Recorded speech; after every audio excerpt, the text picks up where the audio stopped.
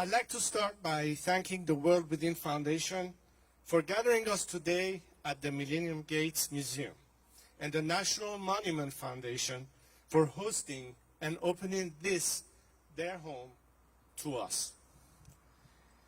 Today we are here to honor not just one of the greatest leaders in the history of my country, Iran, but one of the most consequential visionaries of all time, Cyrus the Great. The world has seen great philosophers and great statesmen, but in Cyrus the Great, we see the unique combination of both. He was a profound thinker who outlined a groundbreaking vision for humanity: equality, respect, and justice for all colors and creeds. Yet he was also a capable statesman who was able to implement this historic vision and show his people a new way of life, not just in words, but in action. Yet, there have always been forces who fought against this vision and its implementation. Cyrus's vision was not great just because it was new. It was great because it toppled the unjust rules and rulers of his time. The Babylonians did not simply accept Cyrus's path of justice and righteousness. He had to fight to implement it, and he won. Unjust rules and rulers, regrettably, have not gone away. We see this with unfortunate clarity, as our region of the world is once again plunged into darkness by those ancient forces of division, hatred, and evil, with this month's terrorist attack against Israel. We Iranians are far too familiar with these forces of evil because for 4 decades they have occupied our country, Cyrus's country. So as these evil forces fight to annihilate our ancient cousins, the Jewish people, it is particularly poignant to be here to honor Cyrus the Great. But in these trying times, in the presence of this tribute to Iran's great statement, I bring you a message of good news from my compatriots in Iran.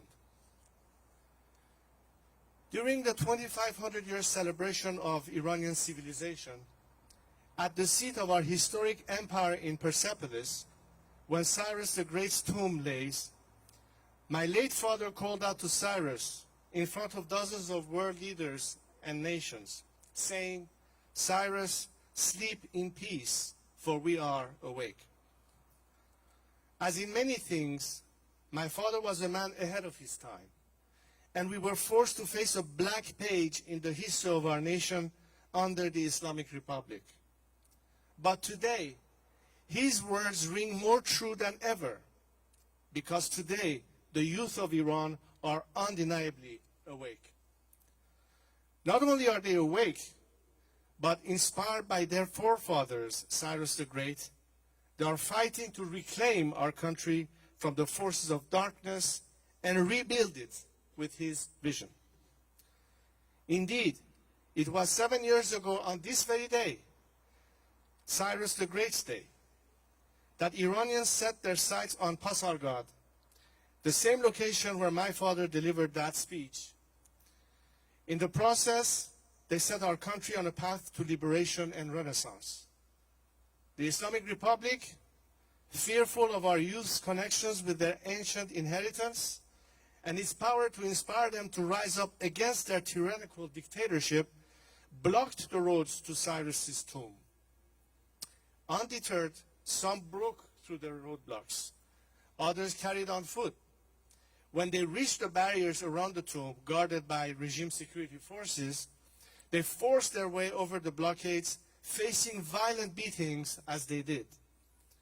They were convening at Cyrus's tomb to honor his legacy under the darkness of the Islamic Republic, to remind themselves of the light of our history. But they did much more than that. They ended up inspiring a nation. When they finally reached his tomb, they realized just how vast in numbers they were. Tens of thousands of young Iranians seeking what Cyrus sought, Iran's freedom, prosperity, and peace with other neighbors, found out that they were not alone. They had strength in numbers and broke out in chants of, Iran is our homeland, Cyrus is our father. This overwhelming organic gathering stirred our nation awake. After many years in the slumber of cynicism, in which many thought Iran would never again be free, the young people who gathered at Cyrus's tomb on that day reminded them that Iran is not the Islamic Republic, that indeed we are in a battle between Iran and the Islamic Republic. In the years since that historic gathering, my compatriots have risen up against their tyrant and this evil regime with increasing frequency. Too many young people who should be with us today no longer are. But they lost their lives fighting for the very values we are here to honor today. And I will make sure that their loss will not be in vain. I don't see many visionary leaders around the world today, but I do find them in one place, the streets in Iran. And we shouldn't be surprised, for after all they are heirs of Cyrus the Great. My friends, it is these visionary leaders who can bring about peace in our region. Just as Cyrus freed the Jewish people from Babylonian enslavement and helped them to rebuild their temple, today Iranians are fighting to free themselves from the enslavement of the Islamic Republic and to rebuild our own temple, Iran. When they are successful, I am confident that they will continue their march to reestablish Cyrus's legacy and build peaceful relationship with our friends, both Israeli and Arab, across the Middle East. So I say to all of our friends gathered here today, that if you seek peace in the Middle East, if you seek prosperity for humanity, if you seek the same values of Cyrus that we are here today to honor, do not let that just be a thing of the past, but a thing of the future. In closing, I'd like to return to this statue. The poet says, this home is beautiful, but it is not my home. For us Iranians forced to live our lives in exile, that quotation has rung all through for more than 4 decades, as we have sought temporary refuge with those kind enough to grant it. But today, as we feel more hopeful than ever before that Cyrus's heirs are carrying on his legacy, we are closer than ever to reclaim our homeland and its rightful place in the world.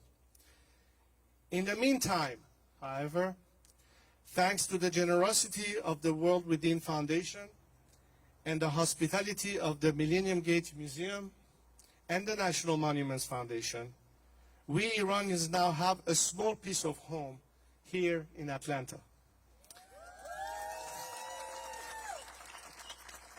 Thanks to you all, this beautiful home may not be ours, but we're proud to have a bit of our home in it. May we one day soon welcome you as loyal and true friends who stood by us in the most trying of times to our true home, Iran. Thank you so much. Thank you very much.